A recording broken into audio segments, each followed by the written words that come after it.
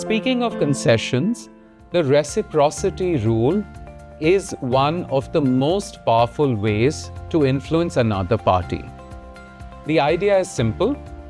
The rule requires us to repay what the other party has provided us. In negotiation, this means that when a counterparty makes a concession, we are expected to respond in kind. Ironically, the obligation to respond can seem so burdensome that we may be willing to grant a larger favor than what we received, merely to relieve ourselves of the psychological burden of debt. A negotiation is often the sum total of multiple smaller negotiations. There is an art in choosing which battles to fight. Don't make it personal. A key principle in negotiation is to separate the people from the issues and the problem. People tend to become personally involved with the issues and with their own party's positions, which often leads to issues escalating into personal attacks. Separating the people from the issues allows the parties to address the issues without damaging their relationships.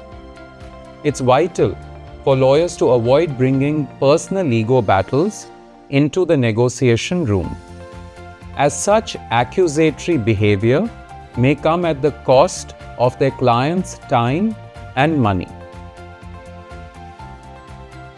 Not all negotiations are smooth.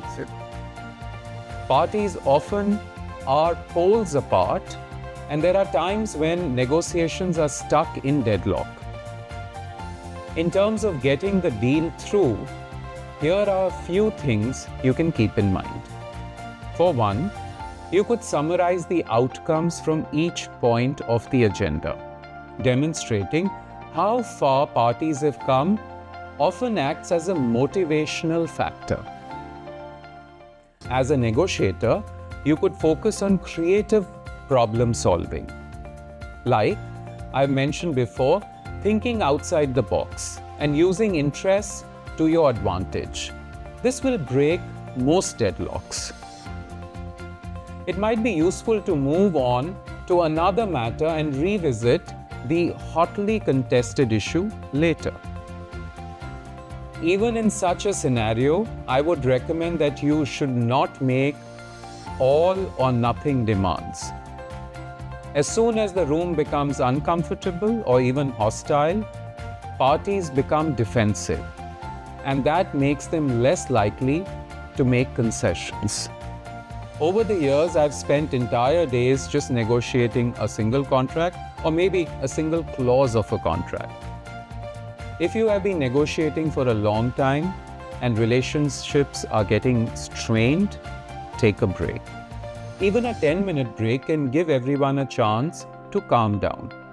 Often, you befriend opposing counsel, and conversation outside the room can help ease tension inside. If push comes to shove, you could even consider using an intermediary.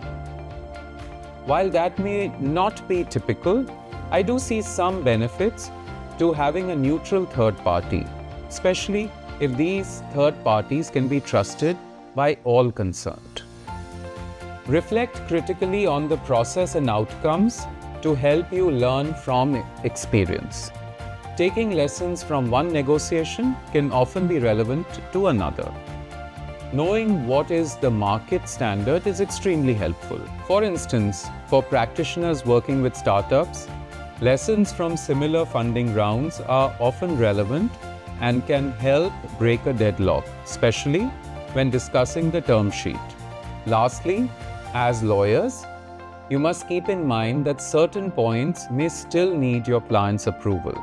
Make sure you state whether you have the authority to agree to those points or whether the decision is pending your client's final say. In the fast-paced world of corporate law, tomorrow's legal leaders need to be more than just traditional expertise. Introducing the LLM in Corporate and Financial Law, a groundbreaking program brought to you by Jindal Global Law School in partnership with upGrad. Designed for the legal professionals of tomorrow, this innovative blended learning program combines academic rigor with real-world application. Don't miss out. Click the link in the description to elevate your career with the LLM in corporate and financial law. Something that I have mentioned before is that lawyers often negotiate using different styles. We all have our own natural style, and your behavior will differ from situation to situation. You should recognize and appreciate your own natural style, but be prepared to change it when negotiating on behalf of a client. The best negotiators can shift from one approach to another depending on the circumstances. You could be coercive, cooperative, or principle-based. Ultimately, however, I would recommend that you focus on identifying interests before anything else. Lastly, here are a few final tips for negotiating success. Always remember that negotiations are a two-way process. You will only ever know half of the story. Therefore, it's important not to make assumptions. Don't just listen to the other party. It's also important to read people's body language while listening to what they are saying. It's important to hold firm to your principles. As much as we speak about collaboration, I have to remind you that you cannot be a pushover. Don't let yourself be intimidated by a particularly aggressive negotiator. They are only doing their job. If your principles can be objectively defended, stick with them.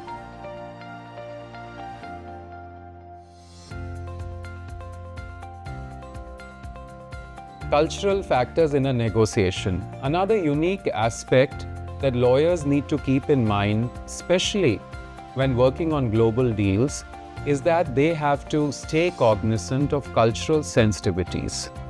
Asking yes or no questions is a classic example of how intended meaning can be misinterpreted across cultures.